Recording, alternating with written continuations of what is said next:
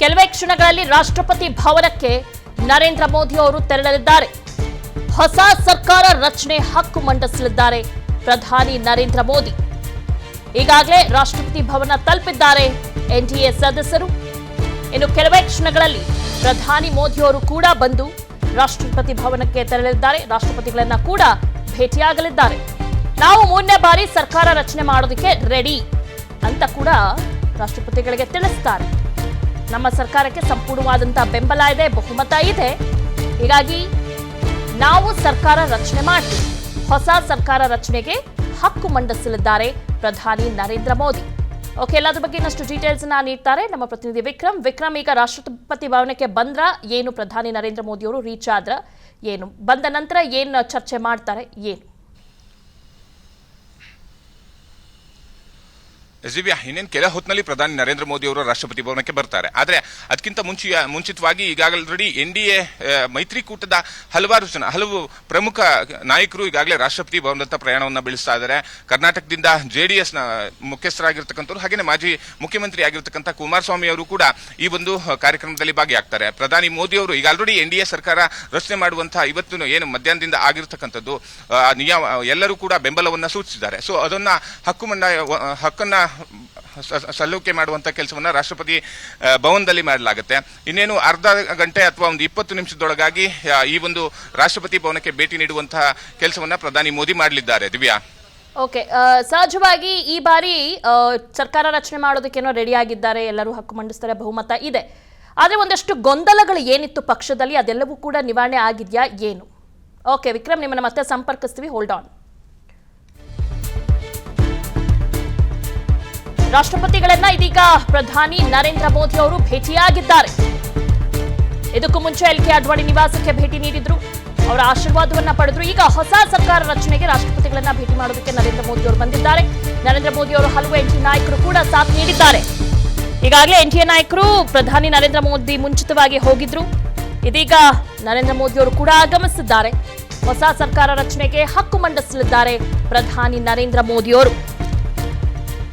ಮುಂದೆ ನಡೆಯುವಂತಹ ಪ್ರಮಾಣ ವಚನ ಸ್ವೀಕಾರ ಕಾರ್ಯಕ್ರಮದ ಬಗ್ಗೆನೂ ಕೂಡ ಅವರು ತಿಳಿಸಲಿದ್ದಾರೆ. ನಮ್ಮ ಸರ್ಕಾರಕ್ಕೆ ಸಂಪೂರ್ಣವಾದಂತಹ ಬಹುಮತ ಇದೆ, ಹೀಗಾಗಿ ನಾವು ಹಕ್ಕನ್ನ ಮಂಡಿಸಲಿದ್ದೇವೆ ಅಂತ ತಿಳಿಸಲಿದ್ದಾರೆ. ಎಸ್, ನೋಡ್ತಾ ಇದ್ದೀರಾ, ಇದೀಗಷ್ಟೇ ಅಡ್ವಾಣಿ ಅವರನ್ನ ಭೇಟಿ ಮಾಡಿದ್ರು. ಈಗ ನೇರವಾಗಿ ರಾಷ್ಟ್ರಪತಿ ಭವನಕ್ಕೆ ನರೇಂದ್ರ ಮೋದಿ ಅವರು ಆಗಮಿಸಿದ್ದಾರೆ. ರಾಷ್ಟ್ರಪತಿಗಳನ್ನ ಭೇಟಿಯಾಗಿ ಹಕ್ಕನ್ನ ಮಂಡಿಸಲಿದ್ದಾರೆ ಪ್ರಧಾನಿ ನರೇಂದ್ರ ಮೋದಿ. ಹೊಸ ಸರ್ಕಾರ ರಚನೆಗೆ ಹಕ್ಕನ್ನ ಮಂಡಿಸಲಿದ್ದಾರೆ ಪ್ರಧಾನಿ ನರೇಂದ್ರ ಮೋದಿ ಅವರು. 3ನೇ ಬಾರಿಗೆ ಅವರು ಪ್ರಧಾನಿ ಆಗ್ತಾ ಇರೋದು. ಅದರ ಜೊತೆಗೆ ನಮ್ಮ ಸರ್ಕಾರಕ್ಕೆ ಸಂಪೂರ್ಣವಾದಂಥ ಬಹುಮತ ಇದೆ. ಇದೆಲ್ಲದರ ಬಗ್ಗೆನೂ ಕೂಡ ರಾಷ್ಟ್ರಪತಿಗೆ ತಿಳಿಸಿ ನಂತರ ಹಕ್ಕನ್ನ ಮಂಡಿಸಲಿದ್ದಾರೆ. ಹಕ್ಕು ಮಂಡಿಸಿದ ನಂತರ ಅವರು ಮುಂದಿನ ಕಾರ್ಯಕ್ರಮ ಬಗ್ಗೆ ಕಾನ್ಸಂಟ್ರೇಟ್ ಮಾಡ್ತಾರೆ. ಆದರೆ ಈಗಾಗಲೇ ಅವರು ಪ್ರಮಾಣ ವಚನ ಸ್ವೀಕಾರ ಮಾಡೋದಕ್ಕೆ ಎಲ್ಲ ರೀತಿಯಾದಂಥ ಸಿದ್ಧತೆಗಳು ಕೂಡ ನಡೆದಿದೆ. ಭಾನುವಾರ ಪ್ರಮಾಣ ವಚನವನ್ನು ಸ್ವೀಕರಿಸಲಿದ್ದಾರೆ.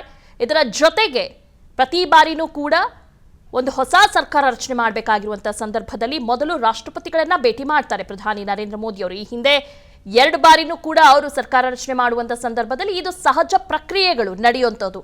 ಅಂದರೆ ನಾವು ಸರ್ಕಾರ ರಚನೆ ಮಾಡೋದಕ್ಕಿಂತ ಮುಂಚಿತವಾಗಿ ನಾವು ಈ ವಿಚಾರಗಳ ಬಗ್ಗೆ ತಿಳಿಸಬೇಕಾಗತ್ತೆ. ಹೀಗಾಗಿ ರಾಷ್ಟ್ರಪತಿಗಳಿಗೆ ತೆರಳಿ ಅಲ್ಲಿ ಮುಂದೆ ಪ್ರಮಾಣ ವಚನ ಸ್ವೀಕಾರ ಮತ್ತು ನಾವು ಒಂದು ಹಕ್ಕನ್ನು ಮಂಡಿಸಲಿದ್ದೇವೆ, ನಮ್ಮ ಸರ್ಕಾರಕ್ಕೆ ಸಂಪೂರ್ಣವಾದಂಥ ಒಂದು ಭರವಸೆ ಇದೆ, ಅದರ ಜೊತೆಗೆ ಎಲ್ಲರೂ ಕೂಡ ಈ ಒಂದು ಸರ್ಕಾರ ರಚನೆ ಮಾಡೋದಕ್ಕೆ ನಿರ್ಧಾರ ಮಾಡಿದ್ದೇವೆ ಅಂತ ಹೇಳಿ ತಿಳಿಸಿ ನಂತರ ಹೊಸ ಸರ್ಕಾರ ರಚನೆಗೆ ಹಕ್ಕನ್ನು ಮಂಡಿಸಲಿದ್ದಾರೆ ಪ್ರಧಾನಿ ನರೇಂದ್ರ ಮೋದಿ. ಈಗಾಗಲೇ ರಾಷ್ಟ್ರಪತಿ ಭವನ ತಲುಪಿದ್ದಾರೆ. NDA ಸದಸ್ಯರು ಅವರ ಜೊತೆ ಸೇರಿ ನಮ್ಮ ಸರ್ಕಾರಕ್ಕೆ ಸಂಪೂರ್ಣವಾದಂಥ ಬೆಂಬಲ ಇದೆ ಅನ್ನೋದನ್ನು ಕೂಡ ಅವರು ತಿಳಿಸಿ ನಂತರ ಹಕ್ಕನ್ನು ಮಂಡಿಸಲಿದ್ದಾರೆ. ಓಕೆ, ಎಲ್ಲದ್ರ ಬಗ್ಗೆ ಡೀಟೇಲ್ಸನ್ನು ನೀಡ್ತಾರೆ ನಮ್ಮ ಪ್ರತಿನಿಧಿ ವಿಕ್ರಮ್. ಎಸ್ ವಿಕ್ರಮ್, ಈಗ ರಾಷ್ಟ್ರಪತಿ ಭವನಕ್ಕೆ ಬಂದಿದ್ದಾರೆ ಪ್ರಧಾನಿ ನರೇಂದ್ರ ಮೋದಿಯವರು, ಹಕ್ಕನ್ನು ಮಂಡಿಸಲಿದ್ದಾರೆ. ಇದಾದ ನಂತರ ಎಂದಿನಂತೆ ಕೆಲವು ಪ್ರಕ್ರಿಯೆಗಳಿರುತ್ತೆ, ಅದು ನಡೆಯುತ್ತೆ. ಇದರ ನಡುವೆ ಒಂದಷ್ಟು ಗೊಂದಲಗಳಿದ್ವು, ಖಾತೆಗಳ ಒಂದು ನಿರ್ಧಾರ ಬಗ್ಗೆ ಆಗಿರ್ಬೋದು, ಏನೇ ಆಗಿರ್ಬೋದು, ಒಂದಷ್ಟು ಗೊಂದಲಗಳಿದ್ವು. ಆ ಗೊಂದಲಗಳೆಲ್ಲವೂ ಕೂಡ ಸರಿ ಹೋಗಿದೆಯಾ ಏನು ಪಕ್ಷದಲ್ಲಿ? ಎಸ್ ದಿವ್ಯಾ, NDA ಸರ್ಕಾರ ರಚನೆ ಸಂಬಂಧ ಇವತ್ತು ಬೆಳಿಗ್ಗೆ ಸಭೆ ನಡೆದಿರ್ತಕ್ಕಂಥದ್ದು. NDA ಮೈತ್ರಿಕೂಟದಲ್ಲಿ ಇರತಕ್ಕಂಥ ಎಲ್ಲ ನಾಯಕರು ಕೂಡ ಪ್ರಧಾನಿ ಆಗೋದಕ್ಕೆ ಮೋದಿ ಅವರಿಗೆ ಹಾಗೇನೆ ಈ ಒಂದು NDA ಕೂಟದ ನಾಯಕನಾಗಿ ಪ್ರಧಾನಿಯನ್ನ ಆಯ್ಕೆ ಮಾಡಿ ಅನುಮೋದನೆಯನ್ನು ಕೂಡ ನೀಡಿದ್ದಾರೆ. ಸೊ ಇದರ ಬೆನ್ನಲ್ಲೇ ಇದೀಗ ರಾಷ್ಟ್ರಪತಿ ಭವನಕ್ಕೆ ಈಗ ಹೋಗ್ತಾ ಇರುವಂತದ್ದು. ಈಗ ಆಲ್ರೆಡಿ ಸಾಕಷ್ಟು ಜನ ಎನ್ಡಿಎ ನಾಯಕರು ಕೂಡ ರೀಚ್ ಆಗಿದ್ದಾರೆ. ಸದ್ಯ ಪ್ರಧಾನಿ ಕೂಡ ರಾಷ್ಟ್ರಪತಿ ಭವನಕ್ಕೆ ಹೋಗಿರತಕ್ಕಂಥದ್ದು. ರಾಷ್ಟ್ರಪತಿ ಬಳಿ ನಮ್ಮ ಬಳಿ ಸರ್ಕಾರ ಮಾಡುವಷ್ಟು ಮೆಜಾರಿಟಿ ಇದೆ ಅಂತ ಹೇಳಿ ಹಕ್ಕು ಮಂಡನೆಯನ್ನ ಮಾಡ್ತಾರೆ. ಹಕ್ಕು ಮಂಡನೆ ಮಾಡಿದ ಬಳಿಕ ರಾಷ್ಟ್ರಪತಿ ಅದನ್ನ ಪರಿಶೀಲಿಸಿ ಅದಾದ ಬಳಿಕ ನಾಡಿದ್ದು ಪ್ರಮಾಣ ವಚನ ಅಂದ್ರೆ ಯಾವತ್ತು ಪ್ರಮಾಣ ವಚನವನ್ನು ಸ್ವೀಕರಿಸಬಹುದು ಆ ಒಂದು ದಿನಾಂಕವನ್ನು ಕೊಡ್ತಾರೆ. ಬಹುತೇಕವಾಗಿ ಇವೆಲ್ಲ ಪ್ರಕ್ರಿಯೆಗಳು ಅಂದ್ರೆ ಎಕ್ಸ್ಪೆಕ್ಟ್ ಮಾಡಿರತಕ್ಕಂಥದ್ದು ನಾಳೆ ಅಥವಾ ನಾಡಿದ್ದು, ಬಹುತೇಕ ನಾಡಿದ್ದು ಅಂತ ಹೇಳಲಾಗ್ತಿದೆ ಈ ಒಂದು ಪ್ರಮಾಣ ವಚನ ಕಾರ್ಯಕ್ರಮ. ಸೊ ಇಂಥಲ್ಲಿ ಸದ್ಯದ ಮಟ್ಟಿಗೆ ಎನ್ಡಿಎ ಸರ್ಕಾರ ರಚನೆ ಆಗೋದ್ರಲ್ಲಿ ಯಾವುದೇ ರೀತಿಯಂತಹ ಅನುಮಾನ ಇಲ್ಲ. ಖಂಡಿತವಾಗಿಯೂ ನಾಡಿದ್ದು ಪ್ರಮಾಣ ವಚನ ಅಥವಾ ಒಂದು ದಿನ ಲೇಟ್ ಆದ್ರೂ ಕೂಡ ಆಗುತ್ತೆ. ಇಲ್ಲಿ ಪ್ರಮುಖವಾಗಿ ಮೊನ್ನೆಯಿಂದನೂ ರಿಸಲ್ಟ್ ಬಂದಾಗಿಂದನೂ ಕಾಡ್ತಾ ಇರತಕ್ಕಂತಹ ಪ್ರಮುಖ ಪ್ರಶ್ನೆ ಅಂತಂದ್ರೆ ಹೇಗೆ ಸಚಿವ ಸಂಪುಟವನ್ನ ಮಾಡ್ತಾರೆ, ಯಾರ್ಯಾರಿಗೆ ಯಾವ ಖಾತೆಯನ್ನ ನೀಡ್ತಾರೆ ಅಂತ ಹೇಳಿ. ಮೊದಲನೇ ಬಾರಿ ಎನ್ಡಿಎ ಸಭೆ ಆದಂತಹ ಸಂದರ್ಭದಲ್ಲೂ ಕೂಡ ಪ್ರಮುಖವಾಗಿ ಜೆಡಿಯುನ ನಿತೀಶ್ ಕುಮಾರ್ ಸೇರಿದಂತೆ ಇನ್ನಿತರ ನಾಯಕರು ಕೂಡ ಹಲವಾರು ಖಾತೆಗಳಿಗೆ ಬೇಡಿಕೆ ಇಟ್ಟಿದ್ರು. ಅದರಲ್ಲೂ ಎಸ್ಪೆಷಲಿ ಟಿಡಿಪಿ ಮುಖ್ಯಸ್ಥರಾಗಿರ್ತಕ್ಕಂತಹ ಚಂದ್ರಬಾಬು ನಾಯ್ಡು ಹಾಗೇನೆ ನಿತೀಶ್ ಕುಮಾರ್ ಇಂತಿದ್ದ ಪರ್ಟಿಕ್ಯುಲರ್ ಆಗಿರ್ತಕ್ಕಂತಹ ಖಾತೆಗಳನ್ನೇ ಬೇಕು ಅಂತ ಹೇಳಿ. ಅದಾದ ಬಳಿಕ ಬಿಜೆಪಿ ಮತ್ತೆ ತಮ್ಮ ಇಂಟರ್ನಲ್ ಆಗಿ ಒಂದು ಸಭೆಯನ್ನ ನಡೆಸಿ ಇಂತಿಂತ ಖಾತೆಗಳನ್ನ ಯಾವ್ದೆಲ್ಲ ನೀಡಬಹುದು, ಯಾವ್ದ್ರಲ್ಲಿ ಒಂದ್ ಸ್ವಲ್ಪ ನೆಗೋಷಿಯೇಟ್ ಮಾಡಬಹುದು, ಒಂದ್ ಸ್ವಲ್ಪ ಕಾಂಪ್ರಮೈಸ್ ಮಾಡ್ಕೊಳ್ಳೋ ಅಂತ ಪರಿಸ್ಥಿತಿ ಇರುತ್ತೆ, ಅದನ್ನೆಲ್ಲ ತಿಳಿವಳಿಸಿ ಈ ಒಂದು ಎನ್ಡಿಎ ಮೈತ್ರಿಕೂಟದ ಬೇರೆ ಬೇರೆ ಅಭ್ಯರ್ಥಿಗಳೇನಿರ್ತಕ್ಕಂಥದ್ದು ನಾಯಕರಿಗೆ ಅವರಿಗೆ ಮನವರಿಕೆ ಮಾಡುವಂತ ಕೆಲಸವನ್ನು ಮಾಡಿದ್ದಾರೆ. ಸೊ ಈ ನಿಟ್ಟಿನಲ್ಲಿ ಸದ್ಯಕ್ಕೆ ಸರ್ಕಾರವನ್ನ ರಚನೆ ಮಾಡೋಣ, ಇನ್ನುಳಿದಂತ ಸಣ್ಣ ಪುಟ್ಟ ಗೊಂದಲಗಳಿದ್ರೂ ಕೂಡ ಅದನ್ನ ಸರಿಪಡಿಸಿಕೊಂಡು ಹೋಗೋಣ ಅನ್ನೋ ಒಂದು ಮಾತನ್ನ ಎನ್ಡಿಎ ಮೈತ್ರಿಕೂಟದ ನಾಯಕರು ಕೂಡ ಈಗಾಗಲೇ ಬಿಜೆಪಿ ಹೈಕಮಾಂಡ್ಗೆ ತಿಳಿಸಿರ್ತಕ್ಕಂಥದ್ದು. ಸೊ ಸದ್ಯದ ಮಟ್ಟಿಗೆ ಯಾವುದೇ ರೀತಿಯಂತ ಸಮಸ್ಯೆ ಇಲ್ಲದೆ ಈ ಒಂದು ಎನ್ಡಿಎ ಸರ್ಕಾರ ರಚನೆ ಆಗ್ತಾ ಇದೆ. ಹಾಗಂತೇಳಿ ಮುಂದೆ ಎನ್ಡಿಎ ಸರ್ಕಾರ ರಚನೆ ಆದ್ಮೇಲೂ ಕೂಡ ಸಂಪೂರ್ಣವಾದಂತಹ ಗೊಂದಲಗಳಿಗೆ ತೆರೆ ಎಳೆಯುತ್ತಾ ಅಂತ ಹೇಳಲಿಕ್ಕೆ ಆಗೋಲ್ಲ. ಸಣ್ಣ ಪುಟ್ಟ ಗೊಂದಲಗಳು ಈ ರೀತಿಯಂತ ಮೈತ್ರಿ ಪಕ್ಷದಲ್ಲಿ ಇದ್ದೇ ಇರುತ್ತೆ. 2019ರಿಂದ 2024ರವರೆಗೆ ಯಾವ ರೀತಿಯಲ್ಲಿ ಏನು ಸಮಸ್ಯೆ ಆಗದೆ ಯಾವ ಸಚಿವ ಸ್ಥಾನಕ್ಕೆ ಅಥವಾ ಬೇಡಿಕೆ ಅಥವಾ ಬೇರೆ ಬೇರೆ ಯಾವುದೇ ರೀತಿಯಂತ ಸಮಸ್ಯೆಗಳು ಗೊಂದಲಗಳು ಇರಲಿಲ್ಲ. ಯಾಕಂದ್ರೆ ಬಿಜೆಪಿಗೆ ಮಾತ್ರ ಬಹುಮತ ಬಂದಿತ್ತು. ಆದ್ರೆ ಈ ಬಾರಿ ಒಂದಿಷ್ಟು ಅಪಸ್ವರಗಳು ಕೇಳಿ ಬರುವಂತ ಸಾಧ್ಯತೆಗಳು ಹೆಚ್ಚಾಗಿರ್ತಕ್ಕಂಥದ್ದು. ಯಾಕಂದ್ರೆ ಎಲ್ಲರೂ ಕೂಡ ಬಹುತೇಕರು ಒಂದು ದೊಡ್ಡ ಖಾತೆ ಮೇಲೆ ಕಣ್ಣಿಟ್ಟಂತ ಸಂದರ್ಭದಲ್ಲಿ ಈ ರೀತಿಯಂತ ಪರಿಸ್ಥಿತಿ ಆಗುತ್ತೆ.